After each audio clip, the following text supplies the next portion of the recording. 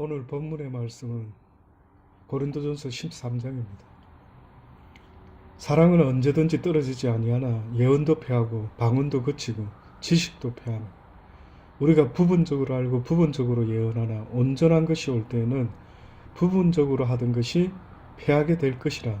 내가 어렸을 때 말하는 것이 어린아이와 같고 깨닫는 것이 어린아이와 같고 생각하는 것이 어린아이와 같고 장성한 사람이 되어서는 어린아이의 일을 버렸노라. 우리가 이제는 거울로 보는 것 같이 희미하나 그때에는 얼굴과 얼굴을 대하여 볼 것이요 이제는 내가 부분적으로 하나 그때에는 주께서 나를 아신 것 같이 내가 온전히 알리라. 그런즉 믿음, 소망, 사랑 이 세 가지는 항상 있을 것인데 그 중에 제일은 사랑이라.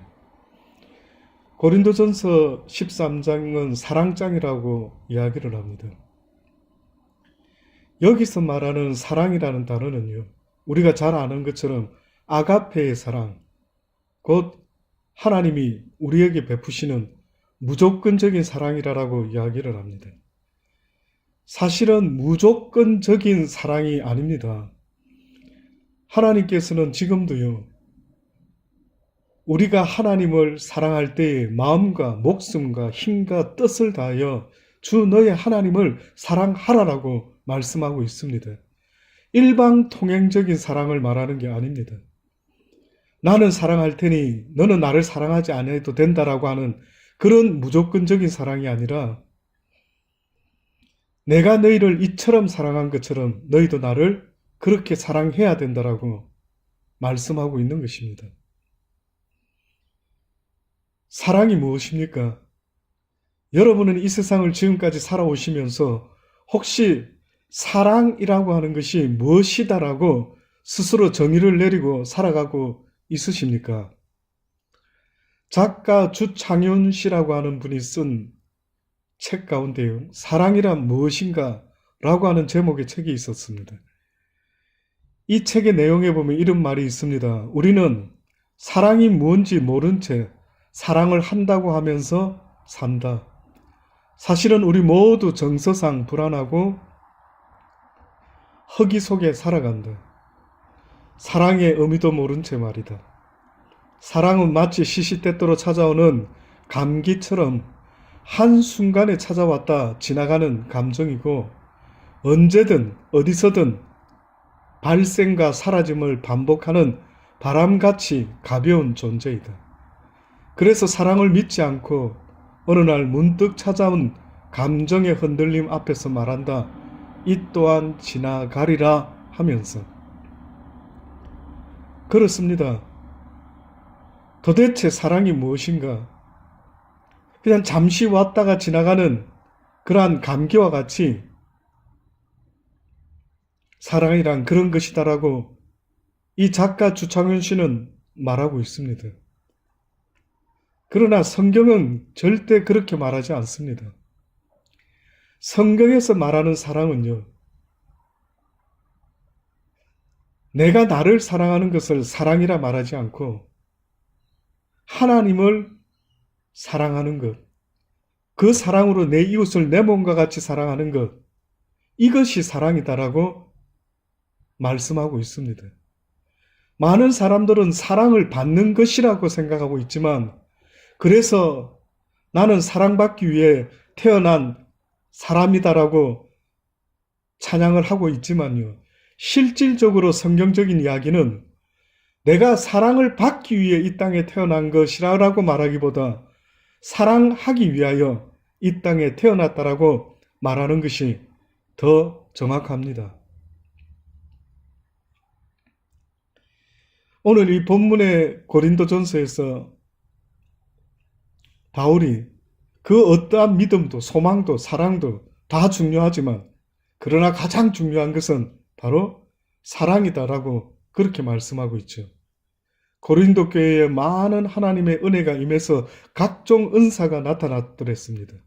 예언을 하고 방언을 하고 병을 고치고 기적을 행했습니다. 그래서 은사를 주시는 하나님을 감사해하며 기뻐하며 당연히 교회의 덕을 세우는 일에 그 은사를 사용했어야 되는데, 그런데 사람들이 은사에 치중해서 교회에 덕을 세우지 못하고요.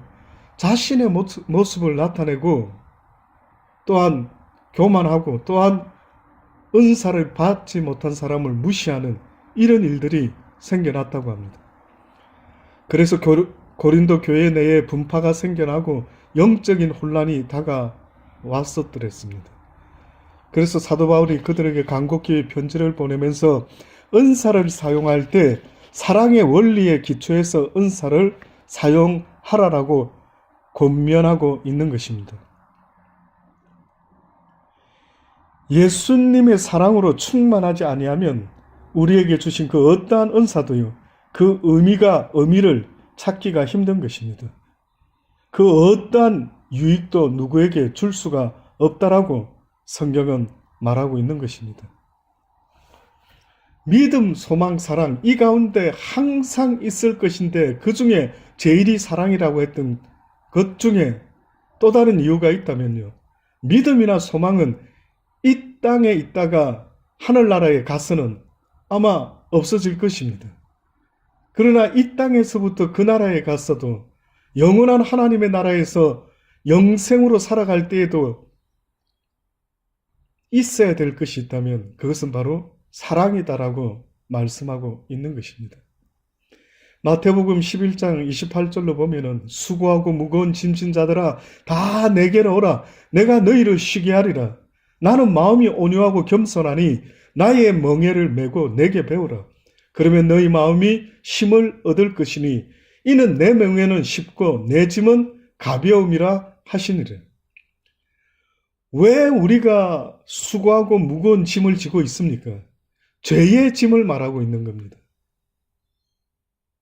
죄로 말미암아 하나님을 사랑하고 내 이웃인 아내를 사랑하는 그 사랑의 마음을 잃어버린 인간들이요, 자기를 사랑하는 마음으로 살아가다 보니까 우리의 모습이, 예수님의 눈에 비친 우리의 모습은요, 참으로 인생이 힘들고 수고롭고 무거운 짐을 지고 가는 인생으로 비춰진 것입니다.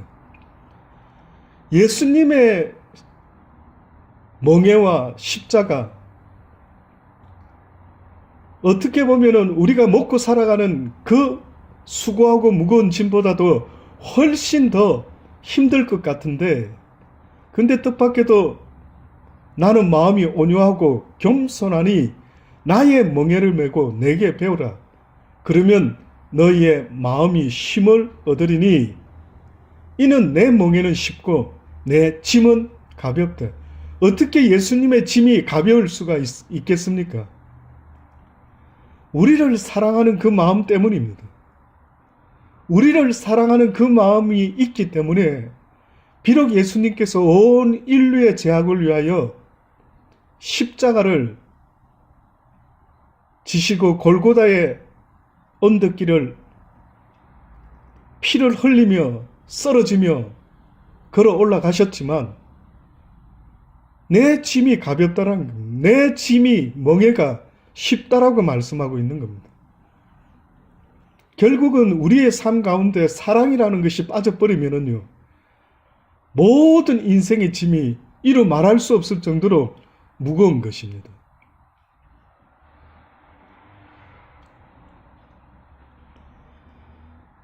그 사랑의 첫 번째는 용서로 시작이 됩니다. 눈에 보이는 것과 보이지 않는 것으로 이야기를 한다면요, 사랑의 모습이 두 종류가 있다고 말씀드릴 수 있습니다. 하나는 눈에 보이는 모습이 있고 하나는 눈에 보이지 않는 모습이 있는데, 첫째로 눈에 보이지 않는 사랑의 모습이라는 것은 곧 용서로부터 시작되는 것입니다. 모세가, 우리가 잘 아는 모세가 이스라엘 백성들을 출애굽시킨 이후에 가나안 땅으로 인도할 때에 모세가 이스라엘 백성들을 거의 가나안 땅에 이제 곧 들으려고 하는 그 순간에 이스라엘 백성들이 또 하나님과 모세를 원망하죠. 목이 마르다. 우리를 이곳 광야에서 이렇게 죽게 만들려고 데리고 나왔느냐라고 불평불만을 하며 원망을 합니다. 그때 하나님께서 모세에게 반석을 명하여 물을 내게 해라라고 말씀을 하죠. 근데 뜻밖에도 모세가 그 온 지면에서 온유함이 충만했던 그 모세가요, 그 온유함을 순간적으로 잊어버리고 이스라엘 백성들에게 화를 내면서 내가 너희들을 위하여 이 반석에서 물을 낼까 보냐 라고 하면서 지팡이를 2번이나 반석을 두들기게 되죠. 결국 하나님께서 모세에게 왜 나의 거룩함을 나타내지 아니했냐? 또다시 말하면요, 왜 네가 나의 사랑을 나타내지 못했느냐?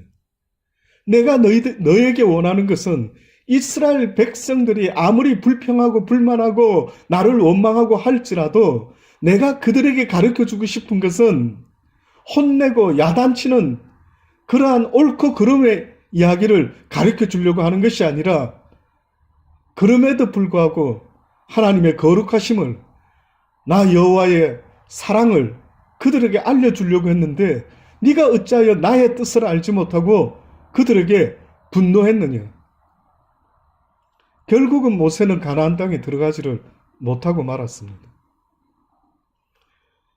결국은 하나님의 사랑이 우리를 통해서 나타나야 된다라고 할 때에 가장 먼저 첫 번째로는요, 그 누구라도 용서하는 마음이 없이는 그 누구도 사랑할 수가 없는 것입니다.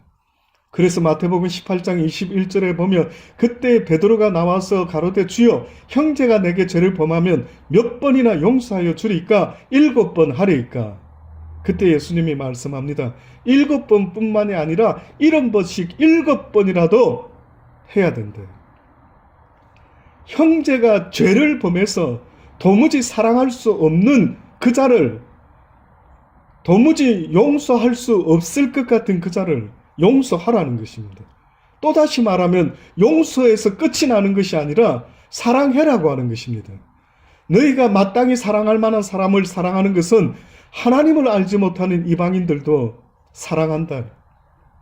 그러니 너희가 너희에게 죄를 범한 원수로 할지라도 그들을 용서해 주므로 또한 그들을 사랑해야 된다라고 말씀하신 것입니다.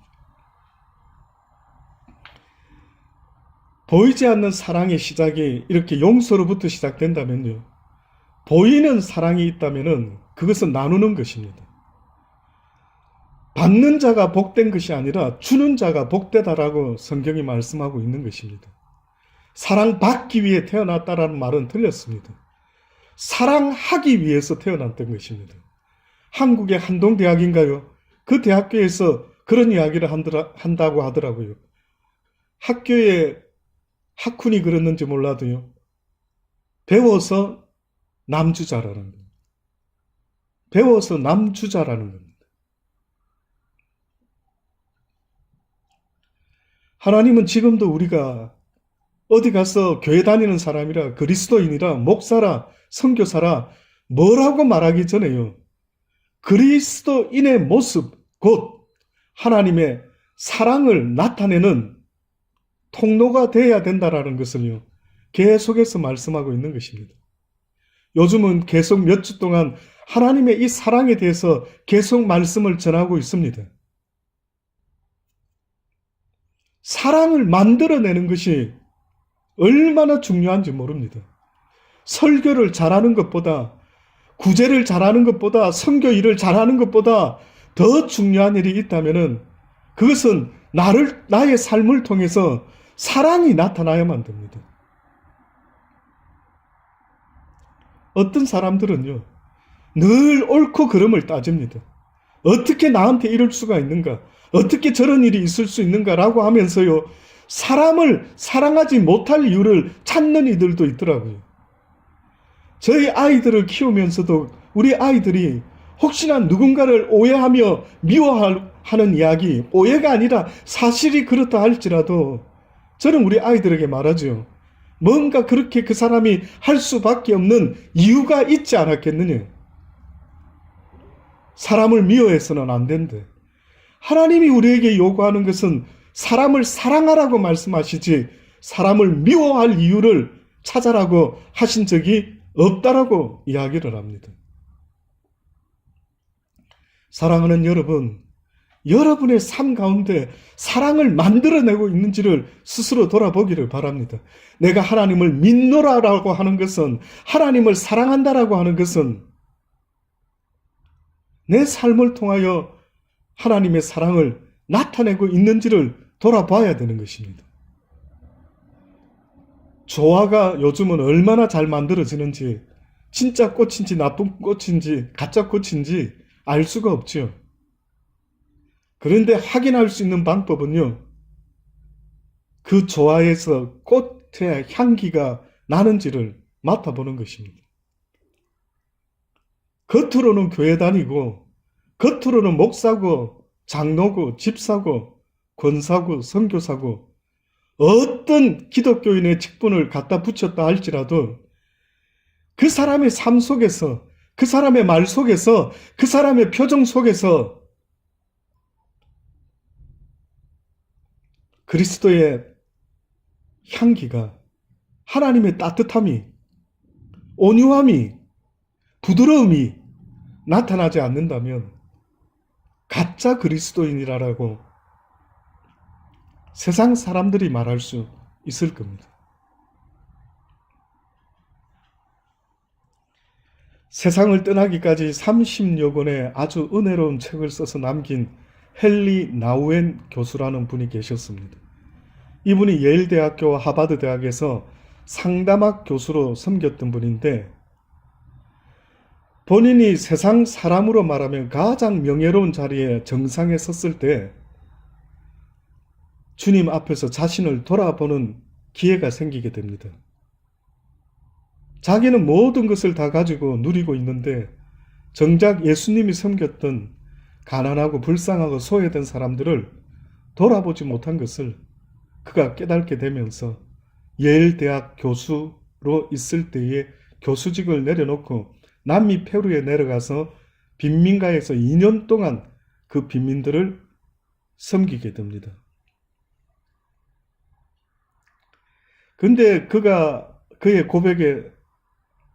고백에 따르면요, 그때 그들에게서 그가 살아오면서 이제까지 느껴보지 못했던 참 사랑을 느꼈다는 겁니다. 아무것도 의지할 것 없는 저들이 주님만을 바라보고 사랑 안에서 하나가 되는 놀라운 은혜를 체험했다는 것입니다. 그래서 그가 다시 하버드 대학에 가서 상담학 교수로 있다가 내 남은 여생은 강단에서 끝내는 것이 아니라 소외되고 버림받은 사람을 위한 섬김의 삶을 살겠다라고 다시 또 결심을 하고요. 캐나다에 있는 데이 브레이크라고 하는 정신지체 아들의 공동체에 가가지고 그들을 10년 넘게 섬기다가 천국에 가게 됩니다. 마지막으로 출판했던 그의 책, 안식의 여정이라는 그 책이에요. 그가 이런 글을 쓰게 됩니다. 이런 글을 남깁니다. 지난 8년 동안 나의 친구들, 나의 가족들이 세상을 떠났습니다. 내가 세상을 떠날 날도 멀지 않았습니다. 그러나 나는 내 마음속 깊은 곳에서 들려오는 이전에 결코 들어보지 못한 깊고 강한 예수 그리스도의 사랑의 음성을 들었습니다. 나는 예수님의 사랑의 음성을 의지하며 그대로 따르기를 원합니다. 그리고 그 음성에 의해 내 짧은 생애의 저편에 있는 세상, 예수 그리스도께서 모든 것 중에 모든 것이 되는 곳으로 이끌림 받기 원합니다. 또한 이렇게 고백합니다.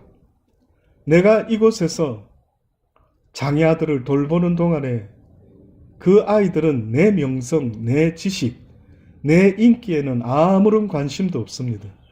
오직 그 아이에게 관심이 있던 것은 내가 그들을 사랑해주고 그들의 사랑을 순수하게 받아들여주는 것 한 가지밖에 없었습니다.